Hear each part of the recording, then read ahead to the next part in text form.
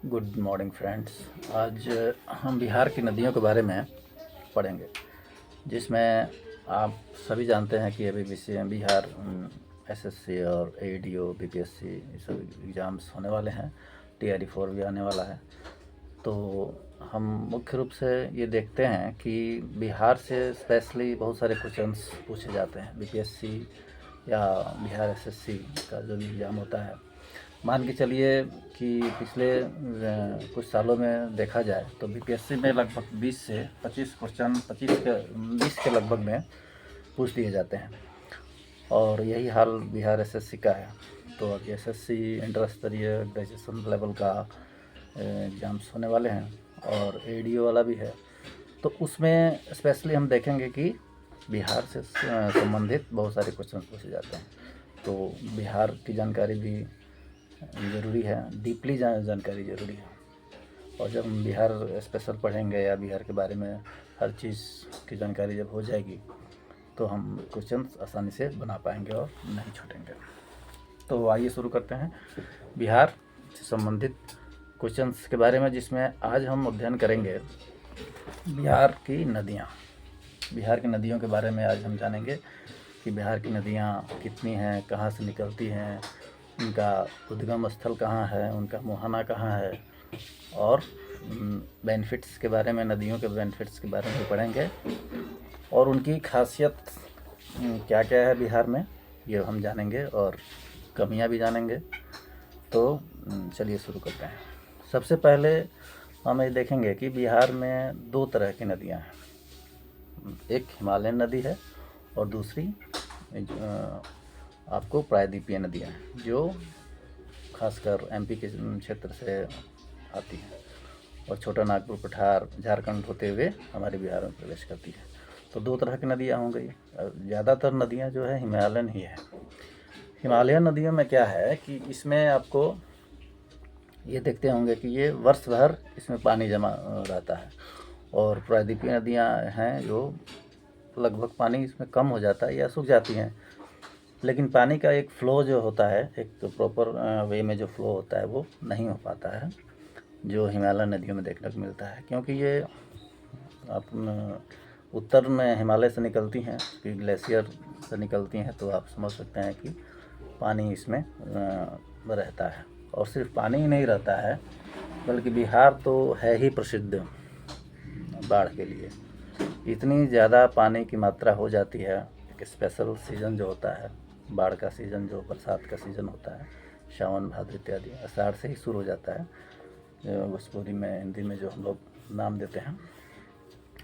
तो उसमें इतनी ज़्यादा पानी हो जाती है कि भयावह स्थिति हो जाती है, बाढ़ आ जाता है, बहुत सारे बांध टूट जाते हैं। और उसी क्रम में हम देखेंगे कि कोसी नदी जो है बिहार के पूर्व में जो स्थित है, उसमें तो इतनी ज़्यादा पानी हो जाती है और उसके बांध जो इतने ज़्यादा टूटते हैं कि उसको बिहार का शोक भी कहते हैं। तो ये क्वेश्चन कई बार हम देखते हैं कि बिहार का शोक किस नदी को कहते हैं, तो कोसी नदी को कहते हैं। कारण क्या है? कारण यही है कि उसका जो पानी है, बरसात के सीज़न में जो पानी जो आती है उसमें वो इतना ज़्यादा पानी हो जाती है, और जो रास्ते होते हैं नदी के वो इतना टेढ़े मेढ़े होते हैं कि अगल बगल के सभी चीज़ें, बांधों को या जो भी मिल जाता है उसके रास्ते में, उसको विध्वंस करते हुए, तोड़ती फोड़ती हुई वो आगे बढ़ जाती है, जिससे जान माल का बहुत ज़्यादा नुकसान होता है। जान माल का नुकसान होने का मतलब है कि इस नदी को हम गंगा से भी काफ़ी लोग तुलना करते हैं कि इस नदी से चूँकि सिंचाई होती है, खेती गृहस्थी होती है और नहरें भी निकाली गई हैं, तो उस हिसाब से देखा जाए तो ये ठीक भी है, लेकिन भयावह स्थिति भी ये उत्पन्न कर देती है बरसात के दिनों में। खैर आगे आइए देखते हैं हम कि हिमालयन नदियों में कौन कौन है। तो फर्स्ट में हम देखेंगे घाघरा नदी। मैक्सिमम नदियां जो है नेपाल से ही निकलती हैं। ये तो आप मान लीजिए कि चूँकि ये सारण, गोपालगंज ये जो क्षेत्र है, ये सब नेपाल से सटा हुआ है। तो ये जो घाघरा नदी है ये चंपारण में एंट्री करती है, और चंपारण के अलावा जो एंट्री करने वाली नदियाँ हैं वो गंडक है, गंडक भी है।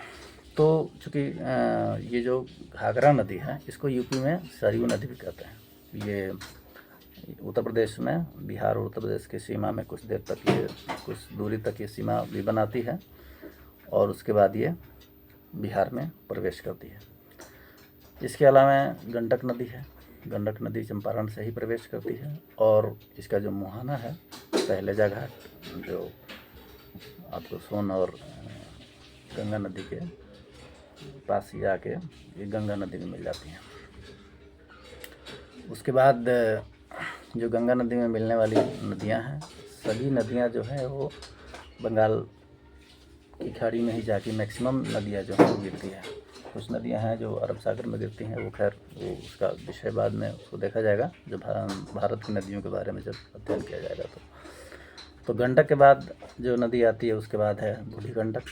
बूढ़ी गंडक से बहुत सारे क्वेश्चंस नहीं आते हैं, कम आते हैं, लेकिन इसका जो मुहाना है वो आपको मुंगेर में है।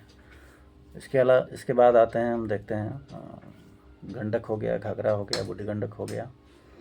इसके बाद सबसे पूर्व क्षेत्र में जो नदी है वो महानंदा है। महानदी नहीं है, महानंदा नदी है और ये कटिहार में जाके गंगा में मिल जाती है। क्योंकि सबसे पूर्वी जो ज़िला है बिहार का वो कटिहार ही है। ये एक बार बीपीएससी में ही पूछा गया था, ये पूछते ही रहता है, इसलिए मैप के माध्यम से भी हमें अध्ययन करते रहना चाहिए। मैप हमारे पास रहेगा तो आसानी होगी किसी चीज़ को समझने की। उसके बाद उसके नीचे जब हम आएंगे, पूर्वोत्तर जो पूर्वी क्षेत्र की जो नदियां हैं उसके पहले जो है कोसी है। कोसी के उसके बाद जो है बागमती है। ये सारी नदियां जो हैं, 5-6 नदियां जो है वो हिमालयन नदियां हैं और इनका मुहाना भी हमने देखा और इनका जो क्या बेनिफिट्स है इसके बारे में जाना। चूँकि नदियों के किनारे ही बहुत सारी सभ्यताएं विकसित हुई हैं। हम देखते हैं सिंधु घाटी सभ्यता के बारे में पढ़ते हैं कि नदियों किनारे ही विकसित हुई है। कारण यह है कि जनसंख्या जो है, एक जनसंख्या का बहुत बड़ा भाग नदियों किनारे बसता है और इसलिए बसता है कि खाने पीने की जो चीज़ें हैं, जो फसलें हैं, उनकी सिंचाई आसानी से हो जाती है और जो फसलों को सिंचाई की आवश्यकता होती है और ये सिंचाई की जो व्यवस्था है वो नदियों के माध्यम से ही होती है। तो इसीलिए नदियों के किनारे बहुत सारे शहर भी बसे हुए हैं। जैसे पटना शहर को ले लीजिए, तो गंगा नदी, सोन नदी, गंडक नदी, इन तीनों नदियों के संगम पर हमारा जो पटना शहर है, हमारे राज्य की राजधानी है, वो बसा हुआ है। इसके अलावा भागलपुर गंगा नदी के किनारे बसा हुआ है और तमाम नदियों के किनारे बहुत सारे शहर बसे हुए हैं। इसके बारे में भी हम जानकारी हासिल करेंगे। इसके बाद हम हिमालयन नदियों के बाद आते हैं, देखते हैं प्रायद्वीपीय नदियों के बारे में। कुछ नदियाँ हमारे झारखंड राज्य को क्रॉस करती हुई जो एमपी से आती हैं, उनमें हैं। सबसे पहले हम देखेंगे सोन नदी के बारे में। सोन नदी जो है वो एमपी में, मध्य प्रदेश में अमरकंटक की पहाड़ी है, वहाँ से निकलती है और ये दानापुर पटना के पास आके गंगा नदी में मिल जाती है। उसी दानापुर में एक डैम बना हुआ है डेहरी ऑन सोन के पास, और जिसे हम सोन नदी परियोजना भी कहते हैं, जो अंग्रेज़ों द्वारा बनाया गया और सबसे प्राचीन नदी घाटी परियोजना जो है अगर कोई, तो वो है सोन नदी घाटी परियोजना। तो ये जो सोन नदी है ये मध्य प्रदेश की अमरकंटक पहाड़ी से निकलती है और आके ये दानापुर के पास मिल जाती है। उसके बाद पुनपुन नदी है। पुनपुन नदी भी मध्य प्रदेश के पहाड़ी क्षेत्र से निकलती है और आके पटना में फतुहा के पास गंगा में मिल जाती है। इसके बाद फल्गु नदी है। फल्गु नदी के बारे में आप लोग जानते होंगे, इसे निरंजना नदी भी कहते हैं और ये गया से होते हुए ये टाल क्षेत्र जो है वहाँ पटना के पास उसमें गंगा में मिल जाती है। तो हम जानते हैं कि फल्गु नदी के किनारे ही हमारे जो महात्मा बुद्ध हैं उनको ज्ञान की प्राप्ति हुई थी। तो ये सारी नदियाँ जो है वो हमने देखा कि प्रायद्वीपीय नदी कितनी है और हिमालयन नदियाँ कितनी हैं और कहाँ से इनका उद्गम स्थल है और कहाँ पे इनका मुहाना है। इन नदियों के बारे में बहुत सारे क्वेश्चंस पूछे जाते हैं। एक दो क्वेश्चन तो मान के चलिए पूछ ही लिए जाते हैं, नहीं भी पूछे जा सकते हैं, लेकिन इसका कोई ज़रूरी तो नहीं है कि नहीं पूछे जाएंगे, पूछे भी जा सकते हैं। एक दो क्वेश्चन मान के चलिए कि ज़रूर पूछे जाएंगे, तो विस्तृत जानकारी रहेगी तब हम इसका जवाब दे पाएंगे। इसके बाद जो नदियों के बाद हम देखेंगे नहरों के बारे में, तो बहुत सारी नहरें भी निकाली गई हैं। तो हमने कोसी नदी के बारे में हम जानेंगे कि उस पर भी एक नेपाल गवर्नमेंट के माध्यम से कोसी नदी परियोजना चलाई गई है, जिससे सिंचाई की सुविधा होती है। और उसी में कोसी से संबंधित ही दो नहरें और हैं, पूर्वी कोसी नहर और पश्चिमी कोसी नहर। तो ये क्वेश्चंस तो कम आएंगे क्योंकि इस पे नाम में चूँकि जुड़ा हुआ है पूर्वी पश्चिमी। और इसके बाद सबसे ज़्यादा अगर नहर किसी नदी पर बना हुआ है तो वो है गंडक नदी। गंडक नदी पर मुख्यतः 4 नहरें बनाई गई हैं।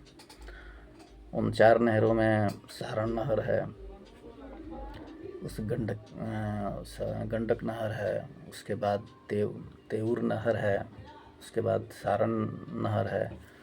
ये सभी नहर बनाए गए हैं गंडक नदी पर और इनसे सिंचाई की व्यवस्था होती है। एक भैंसा लोटन के पास एक डैम है, वहीं डैम के पास से ये चारों नहरें निकाली गई हैं और विभिन्न क्षेत्रों में जाके ये सिंचाई की व्यवस्था होती है।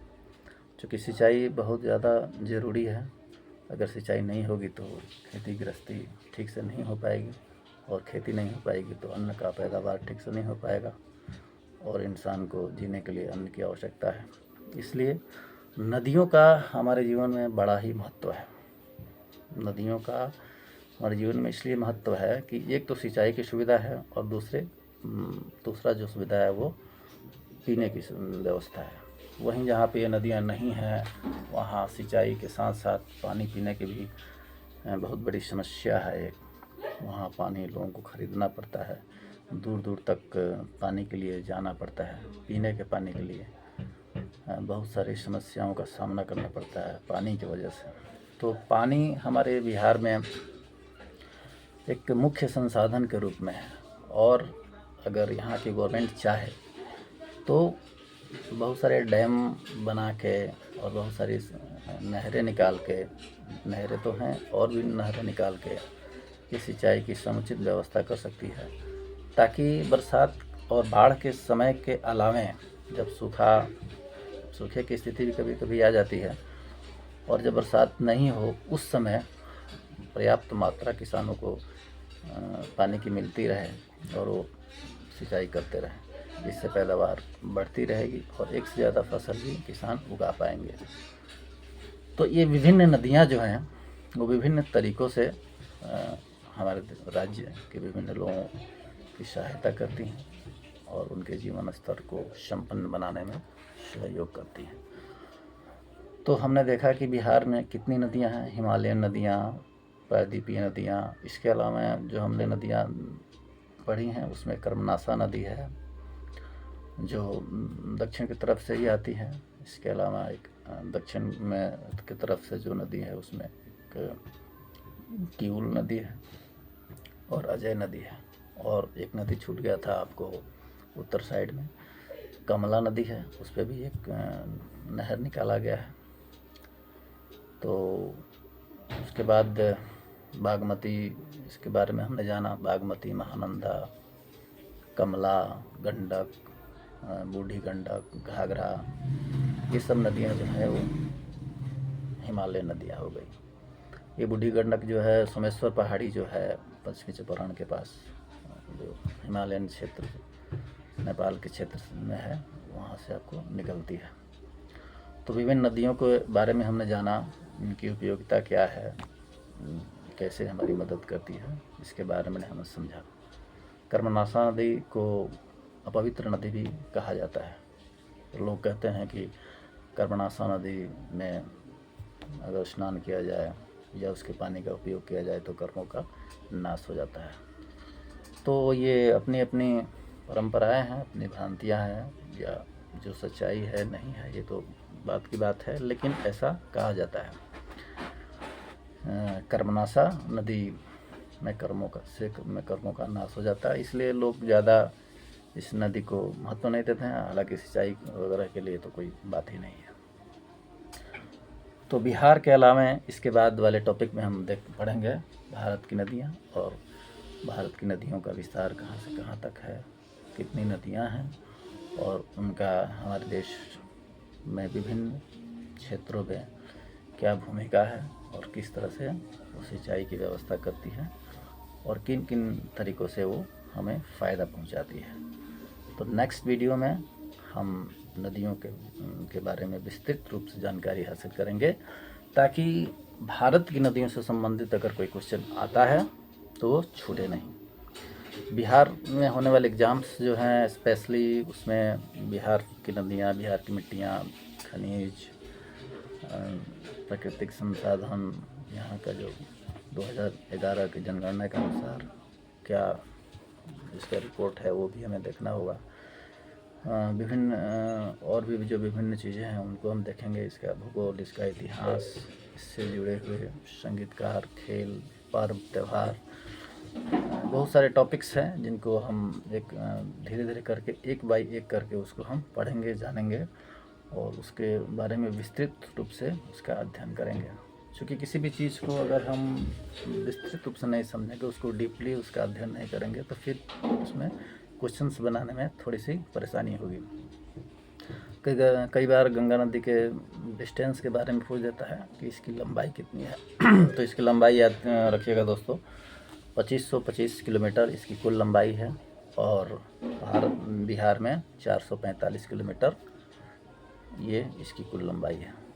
ये जो गंगोत्री ग्लेशियर से निकलती है उत्तराखंड में, यूपी होते हुए एक सीमा बनाती है बिहार यूपी में, और उसके बाद ये बिहार में प्रवेश करती है। बिहार में प्रवेश करने के बाद ये बंगाल होते हुए बंगाल की खाड़ी में जाके गिर जाती है। इसको एक पवित्र नदी की भी संज्ञा दी गई है। गंगा नदी काफ़ी पवित्र है, लोगों की आस्था जुड़ी हुई है इससे, और विभिन्न त्योहारों पे, पूजा पाठ पे इसका काफ़ी महत्व है। तो एक गंगा नदी एक विस्तृत रूप से हमारे बिहार को भी सींचती है। बिहार में प्रवेश करने के बाद लोगों को फ़ायदा पहुंचाती है। तो कई बार किसी क्वेश्चंस में पूछता है कि उत्तर बिहार क्यों प्रसिद्ध है। तो हम सभी जानते हैं कि उत्तर बिहार बाढ़ के लिए प्रसिद्ध है, क्योंकि बाढ़ ही सबसे ज़्यादा आता है। जब बरसात का जो मौसम आता है, तो जब बाढ़ आती है तो चारों तरफ से एक भयावह स्थिति हो जाती है, और जब बाढ़ के समय लाखों हेक्टेयर भूमि पे जो पैदावार है, फसलें हैं, वो नुकसान हो जाती हैं, नष्ट हो जाती हैं। लोगों को रहने में प्रॉब्लम हो जाता है, खाने पीने में प्रॉब्लम हो जाता है। लोग बांधों पे शरण लेते हैं। गवर्नमेंट द्वारा सुविधाएं प्रदान की जाती है, खाने पीने की चीज़ें हेलीकॉप्टर्स के माध्यम से पहुंचाया जाता है, और जो समाज सेवी लोग हैं वो भी काफ़ी मदद करते हैं। फसलें नष्ट हो जाती हैं, जान माल को भी काफ़ी नुकसान पहुंचता है। तो इसीलिए उत्तर बिहार जो है बाढ़ के लिए प्रसिद्ध है। बाढ़ से बहुत ज़्यादा क्षति होती है, इसलिए क्वेश्चंस में आते हैं कि उत्तर बिहार क्यों प्रसिद्ध है। हालांकि गवर्नमेंट नहरें निकालकर सिंचाई की सुविधा के माध्यम से इस पानी का ज़्यादा से ज़्यादा सदुपयोग कर रही है, ताकि डैम बना के विभिन्न तरीक़ों से इस पानी का उपयोग किया जाए, और पानी और बाढ़ को रोकने के लिए भी प्रयत्न किया जाए, ताकि समस्या कम किया जा सके। इसको ख़त्म तो नहीं किया जा सकता है, क्योंकि नेपाल से एग्रीमेंट है, उस एग्रीमेंट के माध्यम से पानी तो आना ही है। पानी को हम रोक नहीं सकते हैं, पानी रुकेगा भी नहीं। जैसे पाकिस्तान और हिंदुस्तान के बीच सिंधु नदी जल समझौता हुआ है, उस हिसाब से पानी तो आएगा ही। तो आएगा तो उस पानी को हम डैम के माध्यम से उसको कम करके, उसको रोक के उसके बहाव को अलग अलग तरीक़ों से हम इसको बाँट के हम समस्याएं जो होती हैं बाढ़ के कारण उसको थोड़ा सा उसमें कमी ला सकते हैं। तो इस पर सरकार को भी ध्यान देने की आवश्यकता है। और आगे हम पढ़ेंगे बिहार के और विभिन्न मुद्दों के बारे में, विभिन्न खनिज पदार्थ के बारे में, मिट्टियों के बारे में, जनसंख्या के बारे में, राजनीतिक, सामाजिक, आर्थिक परिप्रेक्ष्य में क्या भूमिका है बिहार की, इन सब चीज़ों के बारे में। तो धन्यवाद दोस्तों, नमस्कार।